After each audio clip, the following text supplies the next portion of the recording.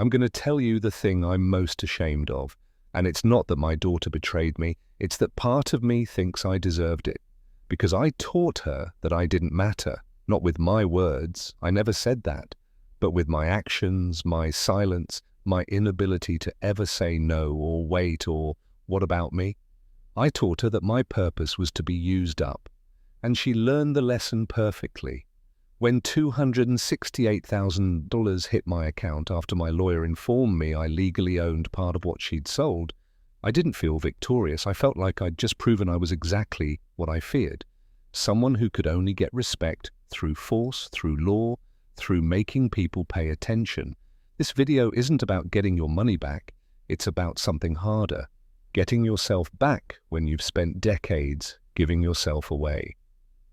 You're watching this because someone you loved treated you like you were disposable. And part of you wonders if they were right. Maybe it wasn't a daughter and a business. Maybe it was a partner and a house, a friend and a loan, a sibling and an inheritance, a job and 30 years of loyalty. But the feeling is the same. You gave everything, and when it mattered, you weren't even a footnote in their gratitude. Here's what every article, every therapist, every well-meaning friend gets wrong when they tell you to set boundaries or know your worth. They treat this like a skills problem, like you just need better communication techniques or higher self-esteem. But this isn't about skills, this is about identity. You don't have a boundary problem, you have a purpose problem. You built your entire sense of meaning around being useful to someone else. And when they stopped needing you, or worse, when they needed you but stopped seeing you, you disappeared. Not from their life, from your own. This video is going to give you 3 things. First, the real reason giving feels like love, but ends in erasure. And it's not because you're too generous, it's because you've confused sacrifice with significance. Second, a framework for understanding the difference between being betrayed and being complicit in your own invisibility. This will hurt, but it will also set you free. And third, a way back to yourself that doesn't require you to become hard, closed off, or cynical, because the answer isn't to stop giving, it's to stop giving yourself away.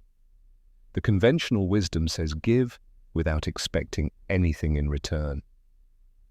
The truth is, if you give without expecting to remain visible, you're not being generous, you're practicing self-erasure. And the people you love will learn to see you the way you see yourself, as optional. This isn't a video about my daughter, it's a video about the 40 years I spent teaching her I didn't count, and the 48 hours where I learned I still could. Let me take you back to the moment I should have seen it coming. The final delivery I ever made as a trucker was 3 months before I retired. I remember it because it was the first time in 40 years I'd turned down a load, not because I couldn't do it, but because my daughter had asked me to come to her business pitch meeting. She was trying to get investors for this tech consulting thing she'd been talking about for years. I told my dispatcher no. Turned down $3,800, drove 14 hours to be there. She texted me 2 hours before the meeting. Dad, actually, would be better if it's just me. Investors get weird about family money vibes.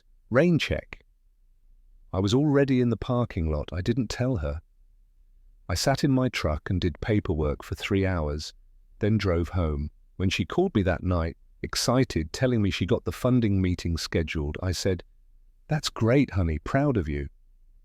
She never knew I'd come. And here's the thing, I felt good about that, like I'd done the right thing, stayed out of her way, didn't make it about me. That's the moment, that's when I became optional.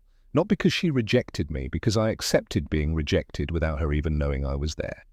In trucking, there's this thing we call deadheading, driving empty miles, no load, no pay, but you still burn fuel, still wear down the engine, still take up space on the highway. That's what I'd become in my daughter's life. Deadheading, always moving, always burning myself down, but carrying nothing she valued enough to acknowledge. The cruelest part, deadheading is necessary. You have to drive empty sometimes to get to the next load, but I stayed empty for years, waiting for her to need me to carry something again. She never did. She found other trucks. Now, let me show you the exact moment everything crystallized. I need you to understand what it feels like to read a thank you letter that erases you, not insults you, not argues with you, just writes the story of your sacrifice without you in it. Her post said, So grateful to announce that my company has been acquired by a larger firm. This journey started 3 years ago with nothing but a laptop and a dream. I want to especially thank the boyfriend's family for believing in me when I had nothing but potential. Your faith changed my life. Here's to new chapters. $200,000 I gave her. 40 years I worked so she wouldn't start with nothing. And her story begins with a laptop and a dream. I read it 17 times. I counted. Each time I thought I'd misread it, like maybe I was in the comments, maybe there was a second post, maybe she'd thanked me privately. Nothing. I called her. Voicemail. I texted. Saw your post. Congratulations. Can we talk? 3 days later she responded, crazy busy with transition stuff. Love you. That period at the end of love you, I stared at that for an hour. She used to say, love you, with 3 hearts and an exclamation point. Now it was a period. A statement of fact, like saying it's Tuesday. There's a story I tell myself now about a man who loved his child so much he gave her his name. Not on paper, he gave her the right to use his name however she wanted. She used it to build things, beautiful things. And then one day, she changed it. Not legally, just in practice, in the stories she told, in the rooms where it mattered. He became a supporter, then early help, then nothing. When he asked why, she said, I thought you wanted me to be independent. And the tragedy is, he did.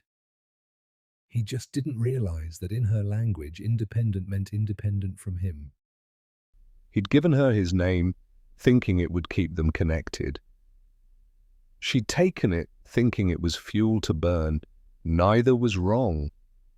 But only one of them ended up nameless. That man was me. But here's what I didn't know yet. And what changed everything when my lawyer made one phone call. So, what did I learn? Not about her, about me. About the architecture of how we disappear. There's a difference between giving someone something and giving someone yourself. And most of us never learn to tell them apart. When I gave my daughter $200,000, I thought I was investing in her future. But I wasn't. I was purchasing continued relevance in her story. I was buying a seat at the table of her life. And when you buy something, there's always a price. I just didn't know I was paying. With my visibility, here's the distinction. Generosity says, I'm giving you this because I want you to have it. What you do with it is yours. My value doesn't change based on your outcome. Self-erasure says, I'm giving you this so you'll need me, see me, keep me close. If you succeed without acknowledging me, I've lost everything. I told myself I was being generous. But every time she didn't call, didn't ask my advice, didn't loop me in, I felt it, like a debt, unpaid. That's not generosity, that's a loan with invisible interest. The paradox is this, the more you give to be seen, the less visible you become, because people can sense the transaction, and they'll resent you for it even if they can't name it. My daughter didn't cut me out because she was ungrateful. She cut me out because she could feel my need radiating off every dollar, every favor, every just checking in text. And need repels. It really does. People can smell it on you like desperation, like cologne you put on too heavy, and they back away without even knowing why. Before you give anything, money, time, energy, opportunity, ask yourself this question. If this person never acknowledges this, never thanks me, never returns it, never thinks of me when they benefit from it, will I still be okay? If the answer is no, don't give it. Not because withholding is good, but because what you're about to give isn't actually yours to give, it's bait. And bait always gets eaten without gratitude. I'm thinking about all the times I gave my daughter things and then waited for her to call and tell me how it went, waited for her to mention it to other people, waited for her to post about it, write about it, acknowledge it in some public way that proved I mattered.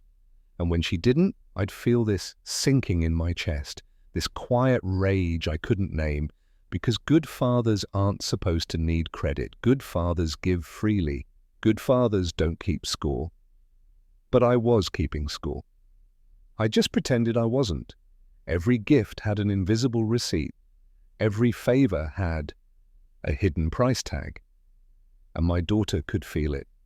She could feel me waiting on the other end of every generous gesture, waiting for her to make me feel like I mattered.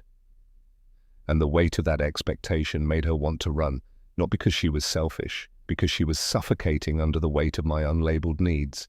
Here's what I wish someone had told me 30 years ago. You can give generously, or you can give strategically, but you can't do both at the same time and call it love. Strategic giving is fine, it's business, it's networking, it's investment, but don't call it love. Don't wrap it in the language of sacrifice and then get bitter when people treat it like the transaction it actually is. Real generosity is terrifying because it requires you to let go completely. To give the thing and then release any claim to how it's used, how it's remembered, how it reflects back on you. And most of us can't do that. I couldn't. So I gave and gave and gave, and every gift was actually a little chain I was wrapping around both of us, thinking it would keep us close. But chains don't create intimacy. They create obligation. And obligation always breeds resentment. Now let me tell you about the complicity of silence. This is the part that broke me. Betrayal requires two people. The one who does it and the one who's been teaching them it's okay. My daughter didn't wake up one day and decide to erase me. I erased myself slowly over years, and she just didn't stop me. Every time I said it's fine when it wasn't. Every time I pretended not to need thanks. Every time I made myself smaller so she could be bigger. Every time I said don't worry about me when I desperately wanted her to worry. I taught her a language. Dad doesn't need attention. Dad doesn't need acknowledgement. Dad just needs to be useful. And she became fluent. Let me give you the specific moments I trained her. Age 16, she forgot my birthday. I said birthdays aren't a big deal. But what I wanted, what I really wanted, was for her to feel terrible and remember forever. What she learned was Dad's milestones don't matter. Age 22, she asked for rent money, didn't pay me back. I never mentioned it. I wanted her to bring it up herself, to feel guilty, to insist on paying me back. What she learned was Dad's money has no memory. Age 28, she invited me to dinner, then spent the whole time on her phone with her boyfriend's family emergency. I said, family first, honey. What I wanted was for her to see I was family too. What she learned was Dad isn't the family that comes first. You can't be furious at someone for treating you the way you demanded to be treated. She didn't break the rules. She followed them perfectly. The rules I made. I made myself the supporting character in her story and then got angry when she believed me. Here's the contradiction that nobody wants to hear. The only way to teach people how to see you is to risk them not liking what they see.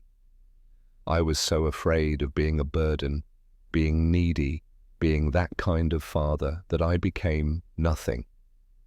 And nothing is very easy to ignore. I thought if I asked for less, I'd get more. If I needed less, I'd be loved more. If I took up less space, people would want me closer. But the opposite happened. The less I asked for, the less people thought to give. The less I needed, the less essential I became. The less space I took up, the easier I was to forget. Start saying the true thing, not the polite thing, not the small thing, the true thing. Actually, it hurt when you didn't mention me. I need to hear that I mattered in this. I'm not okay with being left out. Will it be uncomfortable? Yes. Will some people get defensive? Absolutely. But here's what I learned. The people who get angry when you ask to be visible were never going to see you anyway. And the ones who love you, really love you, will feel relieved because they've been waiting for permission to acknowledge you. They just thought you didn't want it. My daughter told me this months later, after everything came out. She said, "Dad, I thought you didn't care about that stuff. You always said it wasn't important. You always told me not to make a fuss. I thought I was doing what you wanted." And she was right. I had trained her to ignore me and then felt betrayed when she did it well. Sometimes the thing that saves you is the thing you forgot was yours.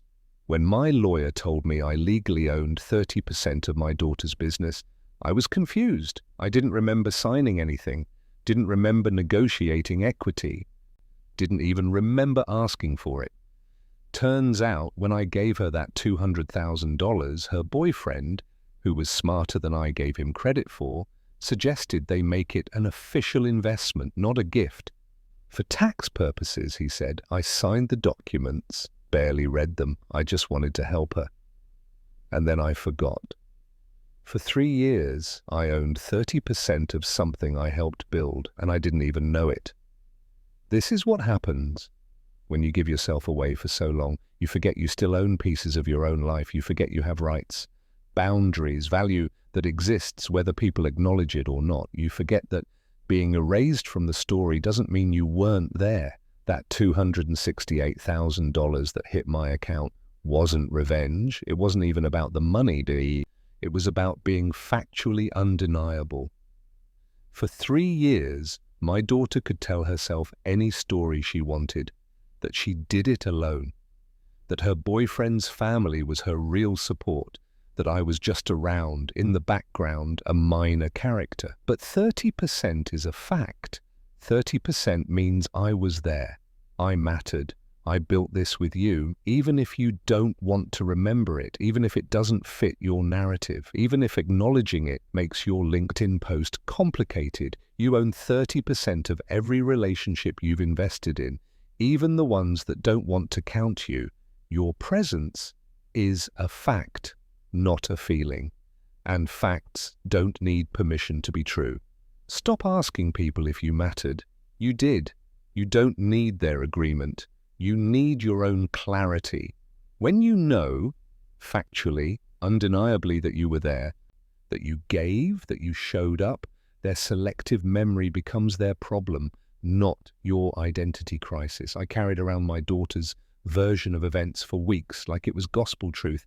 Maybe I didn't help that much. Maybe I'm remembering it bigger than it was. Maybe I'm being dramatic. Maybe I'm just a bitter old man who can't let his daughter succeed without making it about him. I tortured myself with her story until my lawyer showed me the paperwork, the signatures, the dates, the percentages, the facts. And facts are stubborn things. They don't care about anyone's feelings. They just are. Money can settle a debt. It can't heal invisibility. When that $268,000 came through, people asked me, "Do you feel better now?" No, I felt weirder. Because the money proved I was owed something, but it didn't prove I was seen. My daughter had 48 hours to call me after her company sold, to say, "Dad, we need to talk about your investment," to include me in the story willingly, not legally. She didn't. My lawyer did.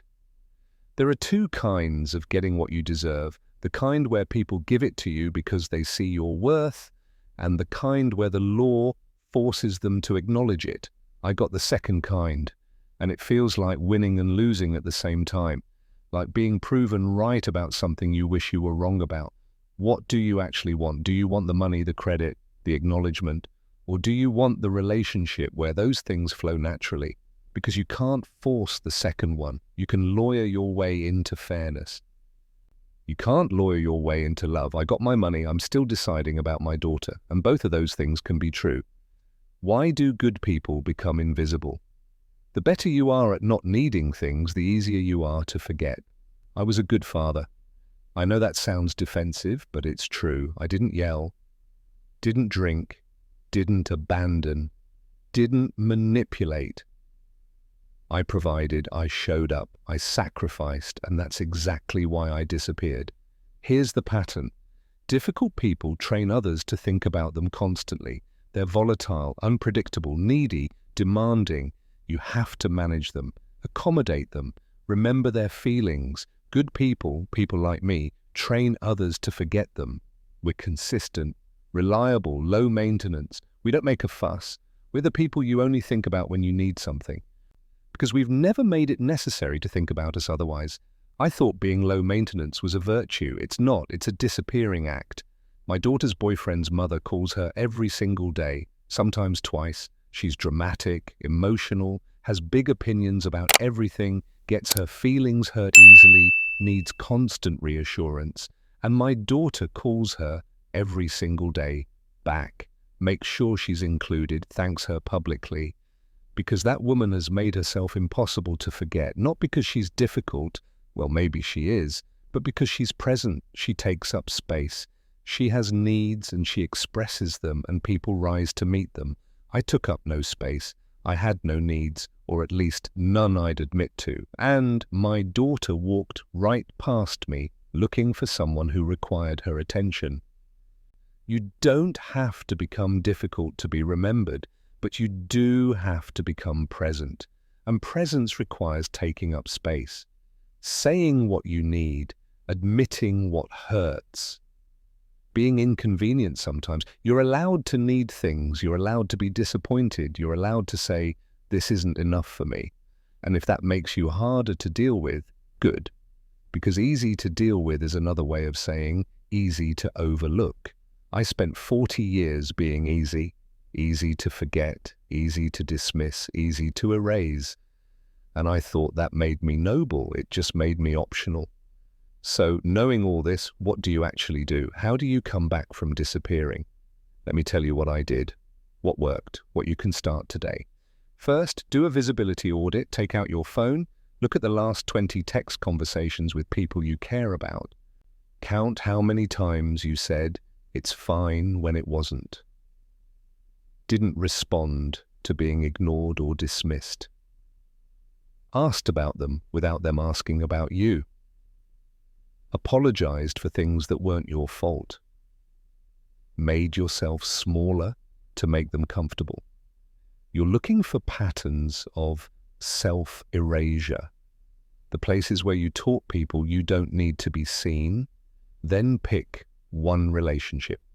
Pick one pattern. And the next time it happens, do the opposite. If you usually say it's fine, say actually that hurt. If you usually let being ignored slide, say I noticed you didn't respond, what's going on? If you usually ask without being asked, wait, let there be silence. See if they ask. You don't have to fix everything at once. You just have to stop training people that you don't count. I started with my daughter. Small things first, by she'd text me about something she needed. I'd respond with information. She'd say thanks. Conversation over. That was our pattern. So one time, after I helped her figure out some insurance thing, I added a sentence. How are you doing, by the way? Haven't heard much about your life lately. She didn't respond for 2 days. When she did, it was brief. Good. Busy. You know how it is. Old me would have said, great. Glad you're well, and disappeared again. New me said, I don't know how it is actually, you don't really tell me anymore. She called me, she was defensive at first, then she was quiet, then she said she didn't realize I wanted to know, she thought I was just being polite. And that's when I understood how completely I'd erased myself. Even my genuine interest looked like politeness to her. Because I'd never insisted on being answered. I'd never made my questions mean anything. Second, do a 30% inventory. Make a list, literal, on paper, of everything you've given, built or contributed to that you're not being credited for. Could be money you lent and never mentioned again, opportunities you created for someone, emotional labor you carried, time you sacrificed, dreams you deferred. Write it down, not to send to anyone, not to weaponize, but to remember. When people rewrite history without you in it, you start to believe the new version. You start to think maybe you weren't that important. Maybe you're remembering wrong. Maybe you're being dramatic. This list is your 30%. It's the factual record that you were there. You don't need to show it to anyone. You just need to know it exists. I made my list. It was 3 pages long. Every time I'd helped my daughter and she'd forgotten. Every sacrifice I made that she never knew about. Every time I put her first and me nowhere. Looking at it made me angry at first, then it made me sad, then it made me clear I wasn't crazy, I wasn't exaggerating, I had been there, substantially, consistently. And her version of events that left me out wasn't more true than mine, it was just more convenient for her. When someone's story doesn't include you, you don't have to argue. You just look at your list and think, I know what I did, I know what I gave. Their story is incomplete, but my reality is whole. And that's enough. Third, create a visibility statement, a script for making yourself undeniable without being aggressive. Here's the template. I need to say something and it's uncomfortable for me. This specific thing that happened left me feeling this specific emotion. I'm not asking you to agree or apologize. I just need you to know that I'm here and I'm affected by this. If we're going to stay in relationship, I need to be visible in it. What that looks like for you, I don't know. But for me, it means this specific need. What I eventually said to my daughter, I need to say something and it's uncomfortable for me. When you sold the company and thanked your boyfriend's family publicly without mentioning me, I felt erased. I'm not asking you to rewrite your post or apologize. I just need you to know that I was there. I gave you $200,000. I own 30% of what you just sold. And even beyond the money, I'm your dad. If we're going to stay in relationship, I need to be visible in it. What that looks like for you, I don't know. But for me, it means being included in the big moments of your life, not just when you need something. She cried, got defensive, said I was making her success about me, said I always told her I didn't need credit, said she didn't know I felt this way. All of that was true. And also, none of it made my feeling erased less real. We talked for 2 hours. It wasn't perfect, but it was real. And real is what we'd been missing. You can't control how people respond, but you can stop being complicit in your own invisibility. And sometimes that's the invitation people need to actually see you. Fourth, make the deadheading decision. Learning when to stop driving empty. In every relationship, ask yourself, am I carrying something that matters to both of us? Or am I just burning fuel hoping they'll need me again?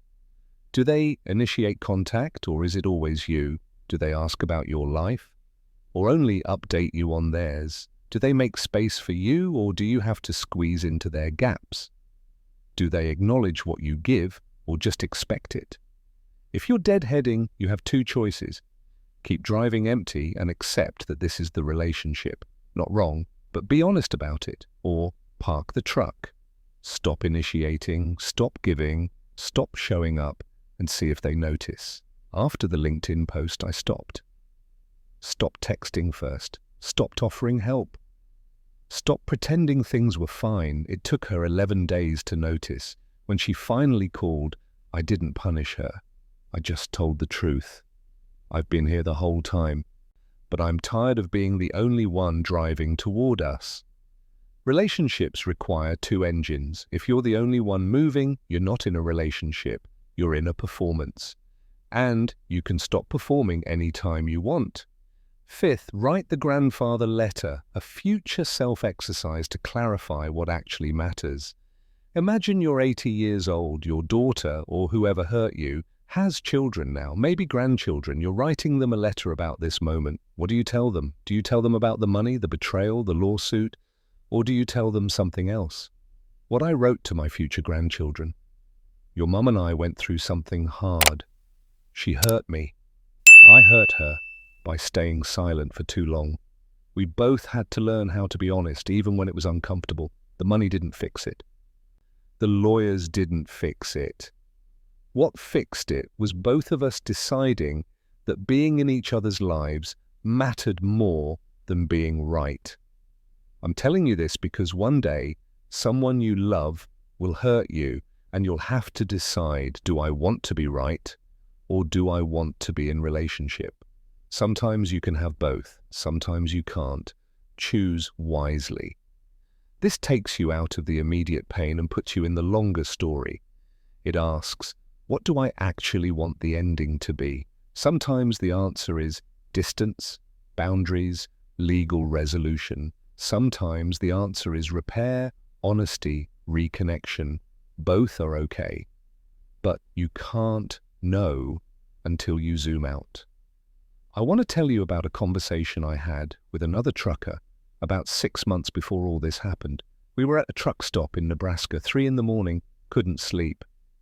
He'd been driving longer than me, 45 years. His son had just gotten married, didn't invite him.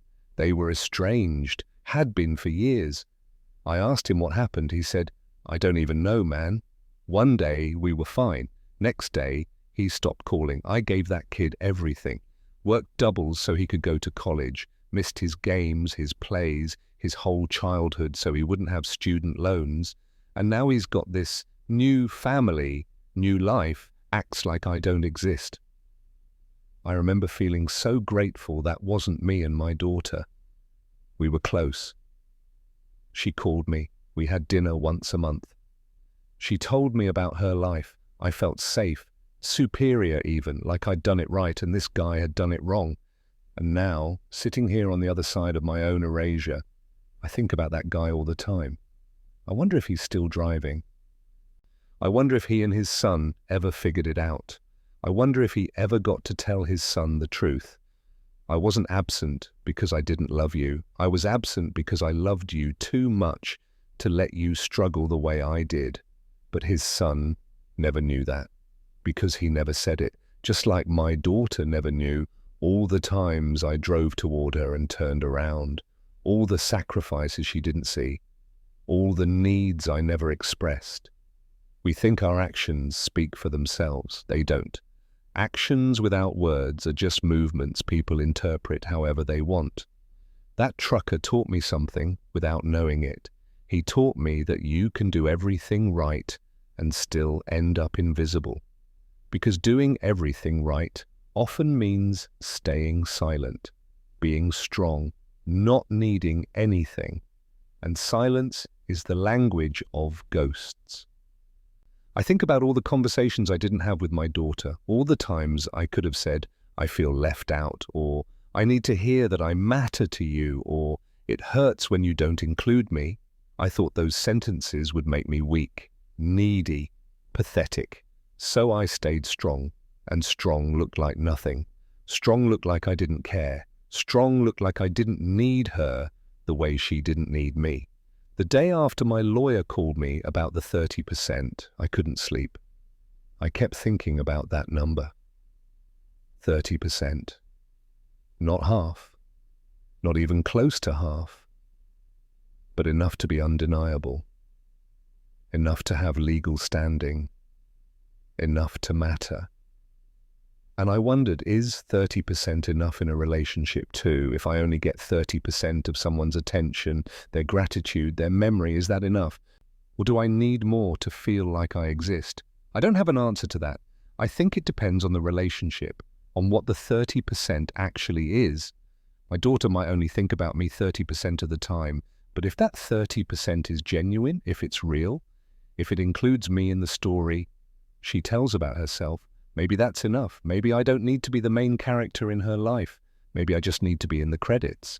But I do need to be in the credits. That's the bottom line. I can't be an unnamed extra in a story I helped write. Even if my part was small, even if I was mostly behind the scenes, I was there. And being there means something. You know what's strange? After everything, the lawyer, the money, the confrontation, the tears, my daughter asked me a question I wasn't ready for. She said, "Dad, why didn't you ever tell me you needed me?" And I didn't have a good answer. I said something about not wanting to be a burden. She said, "But I needed you to need me. That's how I knew you were real. When you stopped needing anything, I thought you stopped being a person. You became this saint, this perfect dad who never struggled, never hurt, never wanted anything. And I couldn't relate to that. I couldn't connect to it. It made me feel guilty for being human." That broke something open in me. I had thought my self-sufficiency was a gift to her, freedom from obligation. But she experienced it as abandonment, like I'd left the relationship without leaving, like I'd become a statue she was supposed to admire but couldn't touch. She said, "The boyfriend's parents fight. They need things. They ask for help. They get their feelings hurt and say so. They're messy. And that mess is where I fit. I know how to matter to messy people. I don't know how to matter to perfect ones. I'm not perfect. I never was. But I performed perfection so well that she believed it. And perfection is lonely. For everyone involved, here's something nobody tells you about being the strong one, the reliable one, the one who never needs anything. People stop checking on you, not because they don't love you, because you've trained them that you're fine, always fine. And eventually, fine becomes invisible. Fine becomes wallpaper. Fine becomes the thing people stop seeing because it never changes. I think about my marriage. My ex-wife left when my daughter was 12. She said she couldn't compete with my independence, said loving me was like loving a wall. I gave her everything she needed, but I never needed her back. And that made her feel useless, replaceable. She said, "You'd be fine if I left. You'd be fine if I stayed. I don't change your life either way." And she was right. I thought that was strength. It was actually emptiness. I've spent my whole life thinking that needing less made me more valuable, more respectable, more worthy of love, but it made me less human. And humans need other humans, not because we're weak, because we're alive. My daughter and I are learning a new way of being together. It's awkward. I'm not good at saying, "I missed you," or "I wish you'd called," or "I felt hurt by that." The words feel sticky in my mouth, foreign. But I say them anyway, and sometimes she gets defensive, sometimes she doesn't respond the way I want, but she responds. And that's new. Last month she invited me to a work event, just a networking thing, nothing major, but she introduced me as my dad, who funded my first company. Out loud, in front of people. I wasn't ready for how that would feel, like being seen after years of being invisible, like suddenly existing in her story again. Afterwards, I told her thank you. She looked confused, said, "For what?" I said, "For mentioning me, for including me." She said, "Dad, you're supposed to be included. You're my father." And I realized she genuinely didn't understand why that wasn't automatic for me, because in her mind, of course I mattered. She just didn't know I needed to hear it. We're building a new language together, one where I can say I need and she can say I didn't realize, one where she can succeed without erasing me and I can give without disappearing. It's slow, it's hard, but it's real. The money is sitting in an account. I haven't touched most of it. Don't really need it, don't really want it. It's evidence, more than anything. Evidence that I was there, that I mattered, that the story she told without me in it wasn't the whole truth. But here's what I've learned. You can't fact-check someone into loving you. The money proved I had legal standing. It didn't prove I had emotional standing. That's something we're still building. Some days, I wonder if I should have just let it go. Should have read the LinkedIn post, felt the hurt, and moved on. Should have accepted being written out of her story and built a new life where that didn't matter. Maybe fighting for visibility is just ego. Maybe truly evolved people don't need recognition. But then I think, no, asking to be seen isn't ego, it's honesty, and honesty is the only foundation that lasts. I'm not telling you this story so you'll call your lawyer. I'm telling you this story so you'll stop disappearing. Stop making yourself so small, so easy, so low maintenance that people forget you're there. Stop training the people you love that you don't need love back. You do. You need love back. You need acknowledgement. You need to be seen. And that's not weakness. That's being human. If someone you gave everything to has erased you from their story, you have options. You can lawyer up like I did. You can have the hard conversation. You can step back and let them notice your absence. You can write them a letter. You can do nothing and let time do its work. All of those are valid. But what you can't do is keep pretending it doesn't hurt. Keep acting like you're fine. Keep giving and giving and giving while you disappear into the background of someone else's life. Your presence is not negotiable. Your worth is not a debate. You were there. You mattered. You still do. And anyone who needs you to forget that to feel comfortable doesn't actually want you. They want your ghost. You're not a ghost. You're here. And being here, fully, truthfully, undeniably here, is the most generous thing you can do, not just for others, for yourself. I'm 63 years old. I spent 40 of those years driving trucks, hundreds of thousands of miles coast to coast, through storms, breakdowns, loneliness, exhaustion. And the whole time I thought I was driving toward something, toward retirement, toward my daughter's success, toward a life where all that sacrifice would mean something. But I wasn't driving toward anything. I was driving away from myself, away from my needs, away from the truth that I was human and humans need to be seen. The day I stopped driving, the day I retired, I thought I'd feel relieved. Instead, I felt terrified. Because without the road, without the load, without the movement, who was I? What was I for? And I think that's why I gave my daughter that $200,000. Not because she needed exactly that amount, but because I needed to still be useful, still be essential, still have a purpose that involved someone else needing me. But purpose built on being needed is really just fear of being forgotten. Real purpose comes from the inside, from knowing you matter whether anyone needs you or not. From existing as a full person, not a function. I'm still learning that. At 63, I'm still learning how to just be, without proving anything, without earning my space, without justifying my existence, through usefulness. It's the hardest thing I've ever done, harder than 40 years of highway driving, harder than raising a daughter alone, harder than starting over after a divorce. Being enough, just as I am, with nothing to offer, no load to carry, no purpose beyond existing, that's the work. And maybe that's what this whole thing with my daughter was really about. Not the money, not even the recognition, but learning that I don't have to earn my place in her life. I have it because I'm her father, because I was there, because I loved her. That's enough. It has to be enough.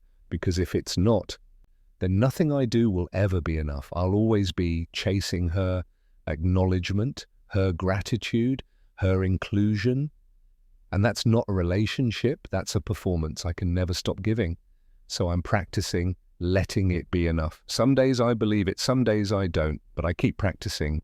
You know what my daughter told me last week? She's starting a new company, and she asked if I wanted to be involved, not as an investor this time, as an advisor. Someone she actually talks to, plans with, includes. I said yes. But I also said, I need to be visible this time, not just in the paperwork, in the story. And she said, Dad, you are the story. I'm only doing this because you showed me how. I don't know if she would have said that 6 months ago, before the lawyer, before the money, before the hard conversations. Maybe she would have. Maybe I just couldn't hear it because I was too busy feeling invisible to notice the ways she was trying to see me. Or maybe we both grew. Maybe this whole painful thing was necessary. Maybe you can't build real relationship on top of unspoken needs and invisible resentments. Maybe you have to burn it down and start over with honesty. I don't have this figured out. I'm not on the other side of this. I'm in the middle, still learning, still making mistakes, still figuring out how to be human with another human who I made in my image and then resented for being like me. But I'm here, fully here, not hiding, not performing, not disappearing. And that's the whole thing, really. Being here, taking up space, saying the true thing, needing what you need, asking to be seen. It's not complicated, but it's not easy either. So here's where I am today, and here's where I want to leave you. It's been 8 months since that $268,000 hit my account. My daughter and I talk now, not every day, not like we used to, but we talk, really talk. She apologized, not for selling the company, but for making me invisible in the story of building it. I apologized too, for never teaching her that I needed to be seen, for making myself so small she forgot I was there. We're learning a new language together. One where I can say I need and she can say I didn't realize. One where she can succeed without erasing me and I can give without disappearing. The money, I invested some, gave some away, kept some. But here's the thing, the number didn't change my life. What changed my life was realizing I had been complicit in my own erasure, that I had taught the people I loved that I didn't need acknowledgement, didn't need visibility, didn't need to matter. And then I was shocked when they believed me. If you've given everything and then gotten nothing back, if you've been erased from a story you helped write, if you've loved people who don't see you, it's not because you're not worth seeing. It's because you've been practicing invisibility so long, people think it's who you are. And it's not. Invisibility is a habit, not an identity. You can stop. Today, right now, you can say the true thing. You can ask to be seen. You can take up space. You can own your 30% of the relationship, the story, the value you brought. And if people get uncomfortable, good. Discomfort means change is happening. You're not too much. You were just surrounded by people who wanted you to be less. And you don't have to shrink anymore. Your presence is not negotiable. Your worth is not a debate. You were there. You mattered. You still do. And anyone who needs you to forget that to feel comfortable doesn't actually want you. They want your ghost. You're not a ghost. You're here. And being here, fully, truthfully, undeniably here, is the most generous thing you can do, not just for others, for yourself. If this connected with you, if you've felt invisible, if you've been erased, if you're trying to find your way back to being seen, leave a comment. Tell me your story. You don't have to use names, you don't have to have it figured out. Just say the true thing, because the first step to being visible is letting yourself be witnessed. And this space, right here, can be that place. And if this helped, if it landed, if you want more of these conversations, subscribe. Not because I need the numbers, but because it tells me you want to keep going deeper. And like if you feel like it, it helps other people find this who might need it. But mostly, just thank you for being here, for letting me be seen by telling you how I learned to see myself again. That's the whole thing, really. We heal each other by being honest about where we broke. So thank you. I'll see you in the next one.